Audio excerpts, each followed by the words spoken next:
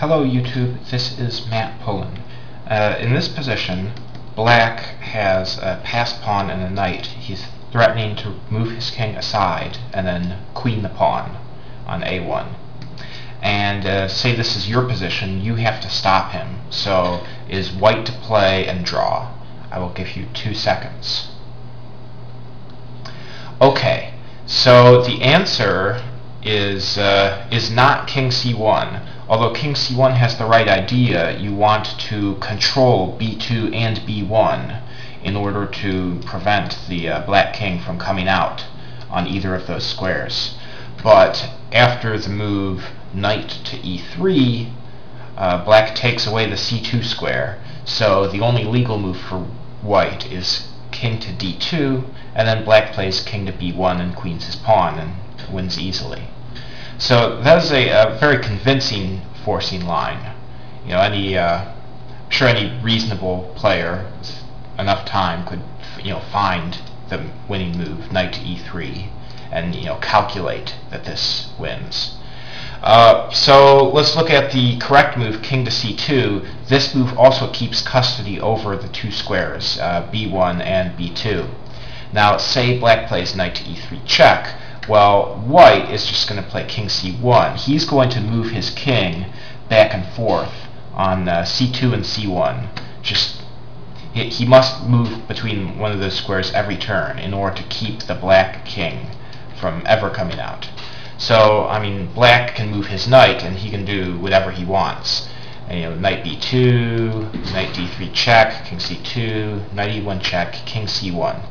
And the knight, even though black is up a lot of material, a knight and a pawn, is not possible to escape this prison, because there's no way to keep white off of these 2 squares.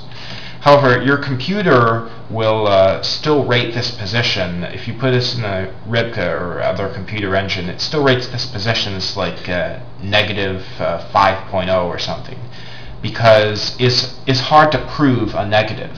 The computer can't prove to itself that there is no winning knight path for black, because there's just too many knight paths that black can take. Black can make any number of knight moves in any order here, and it's hard to see that there's no win. So the computer just sort of has to use its heuristics.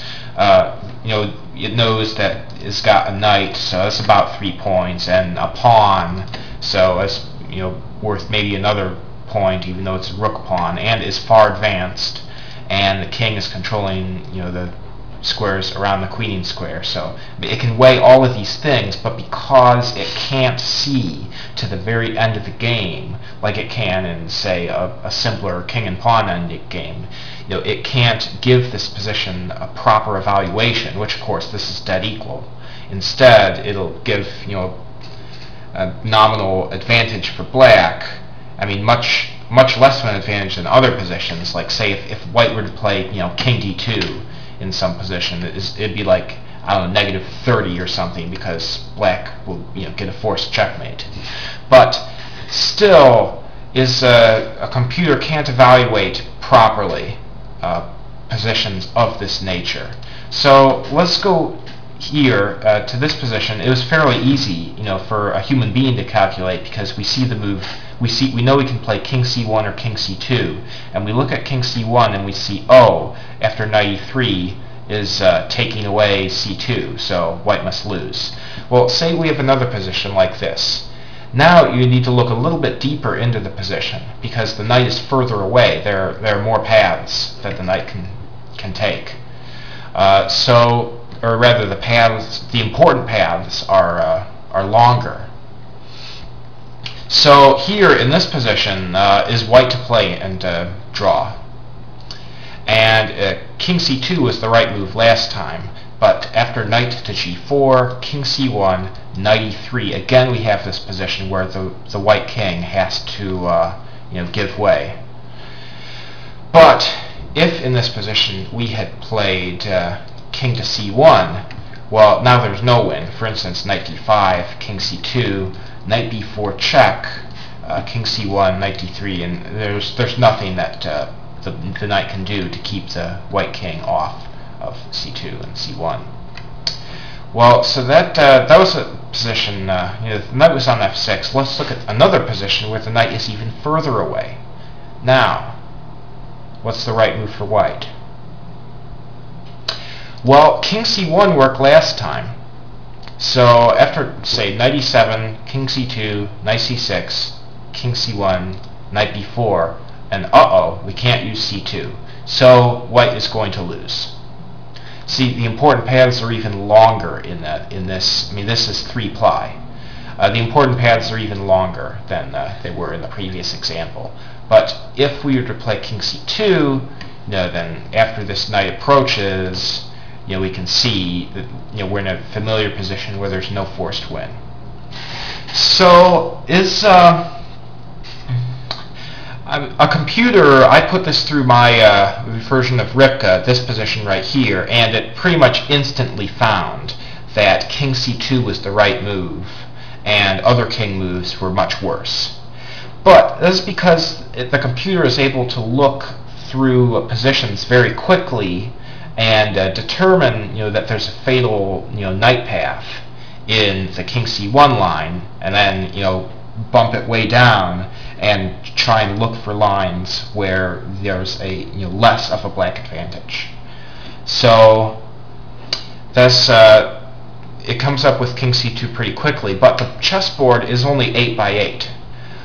There are a lot of knight paths to work through. What if the board were bigger? What if instead of 64 squares, there were 64,000 squares? In that kind of situation, I would doubt that a computer would be able to instantly come up with the correct move, c2 or c1, if this black knight were, say, all the way in the other corner. But, I mean, if you, the viewer, are able to look at this position, and this position, and this position, and are able to compare the correct solutions, like here the answer is king c2, here the answer is king c1, and here the answer is king c2, you will have observed something, and that is that the correct move happens to be whatever color the knight is on. So here the knight's on a light square is king c2. Here the knight is on a dark square. The answer is king c1. So why is this? Well, in the correct solution, your king has to move back to one of these squares, c2 and c1, and has to move back and forth. So your king has to change color on every move. Otherwise, the black king will get out and win the game. Now, the king has to change color on every move, and at the same time has to avoid capture by the enemy knight. Now, knights, because of the way they move, the knight will change color on every move. So if on black's turn the king and the knight are on the same color, then the black knight will never be able to capture the white king. And the white king will be able to move back and forth between c2 and c1, and it will never be captured by the black knight, simply because of the mechanics of the pieces. So the correct move is king c1, because on black's move, the king and the knight are on the same color, and the king and the knight will always be on the same color on black's move. So if you can follow this line of explanation, you have done something that a computer engine is not capable of doing, which is abstract thought. You don't need to see thousands of ply deep to calculate whether a knight that's a mile away can defeat a king on c1 versus c2. You can just look at the color and know, is the knight on a dark square? Well, you move your king to a dark square, and you're going to be able to draw the game. So a computer can't find that kind of explanation, so is why it can't evaluate this kind of situation correctly. So I hope you learned something from this from this illustration, and I will talk to you next time.